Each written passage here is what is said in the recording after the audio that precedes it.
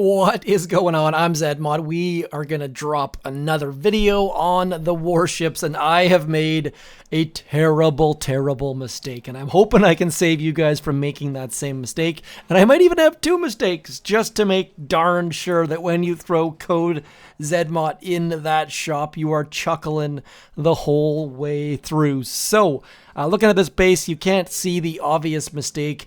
If I show you my troops, you'll see where it all came to fruition. So you see that I've started using warriors. I have warriors and rocket choppas. The ratio really depends on the hit.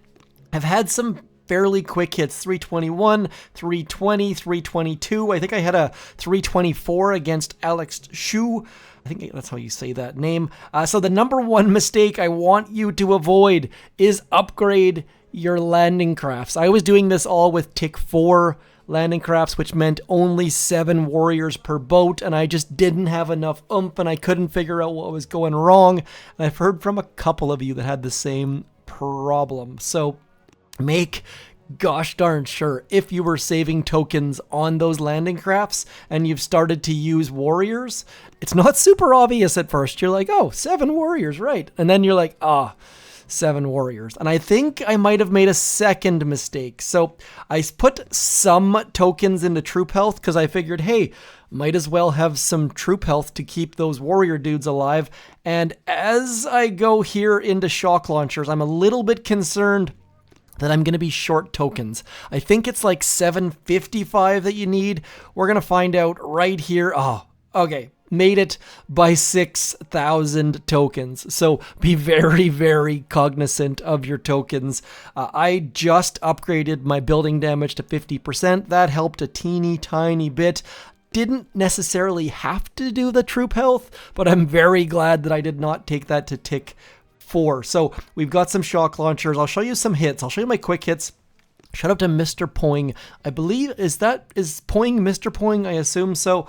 Showing you some of the hits, and spoiler alert, it's all about the bombing run. Bombing run is so clutch. I absolutely love it. It started out with only 1 ability in warships, and now we've got 2. So using the flare, note that I do have tick 3 flare. Using some critters to clear some of those mines, and then just waiting a second or two and more critters to clear more mines. If you're using warriors, you have all of the GBE and left hand side. So let's do a little pause here. So we've got all sorts of warriors doing great things back there. I believe 5 boats. Then we've got 1 boat of warriors acting as free critters at the front here with that rocket chopper doing some damage on that engine room. And then we've got more warriors on that left-hand side acting as critters. So all their only job is to get shot in the face. If they do any damage, it's a bonus. And then you'll see that bombing run on that left-hand side absolutely crushing that left-hand side engine room. Front engine room rocket chopper down, and then just the flare to speed things up a teeny tiny bit. So pretty happy with that one against Mr. Shu. I hope I'm saying that right. Names are I am so conscious about saying names properly. And same thing, notice that we've got the warriors going here, and then we wait for the bombing run on that right hand side. He runs through and just crushes all of that stuff, and then just go towards the back. Bombing run, so helpful. Need to use those flags or flares to get Mr. Rudy Tooty into position though. Degauser, again, like 320 should be possible against many bases, of course, until they start to get more shock launchers though. Nope, similar base though, like you've already seen this base. I got rid of all but that 1 rocket chopper on the left being useless, this rocket chopper on the right being somewhat good, and then Rudy. I love watching him just absolutely demolish things, and having buildings in front actually help out, because I'll show you a little bit of a detail on that here in a second. So as we speed things up, of course, it's just rush, yada yada yada. So I'll show you on that Degauser replay because there's not a heck of a lot. So what you end up getting is Rudy does damage for, say, this long of a streak. If there's no building in front. That streak is primarily behind the engine room, and you end up hitting nothing. So having that building in front, super, super, super helpful. And that's part of the reason why, if you look at my base that I did not design, that is at the front. That way he does damage in behind, but really, let's be honest, it's the left-hand side people have been primarily using Rudy on.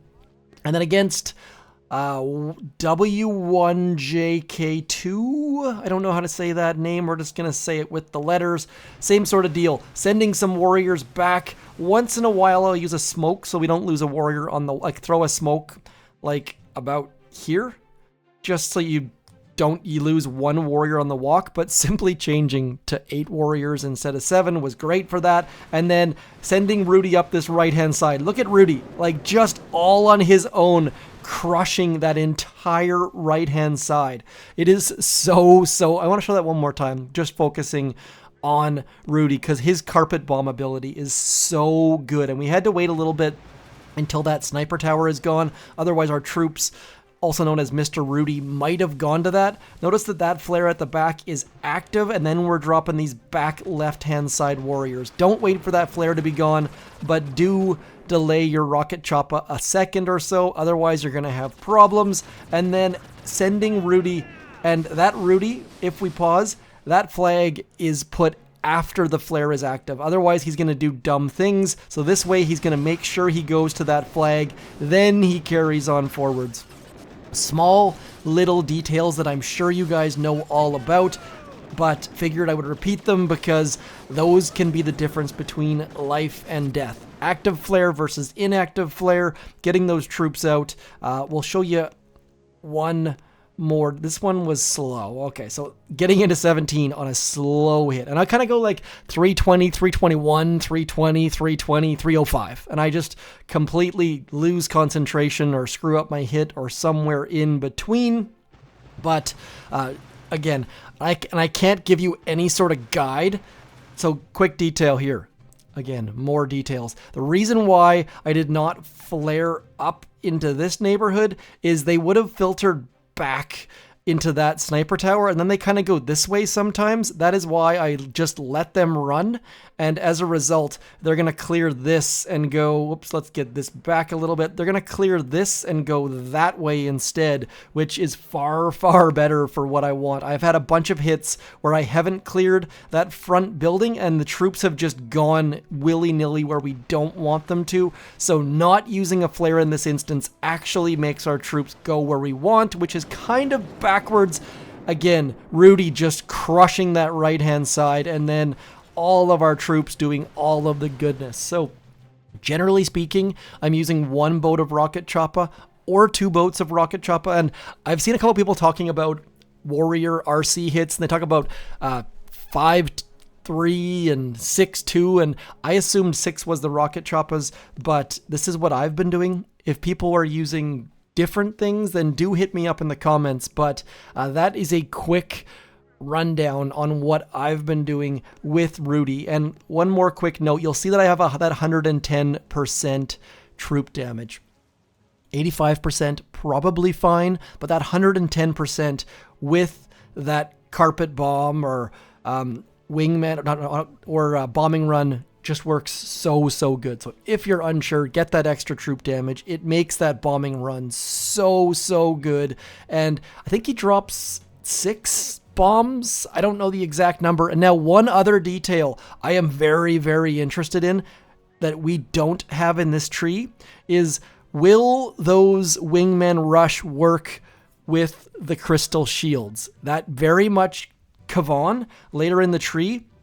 If that crystal shield affects, if you click it at the right time, you might just be able to get double damage from those carpet bombers. So for those of you who have stuck around, obviously we can't use Kavan and Rudy at the same time, but if we ever do get Rudy with the whatever the heck that crystal shield is in the same tree, it could be very interesting. Sorry, I went off on a bit of a tangent there. So anyways, thank you for throwing Code ZMOT in that shop, liking, sharing, subscribing. But always, comments are the way to my heart. I will give you a heart and I will reply to all of them. So that is it for me. Hopefully you guys are crushing it. I've heard from a bunch of you that we have matched this season. So GG's. I'll talk to you soon though. Thanks for coming in. I'm ZMOT. Peace.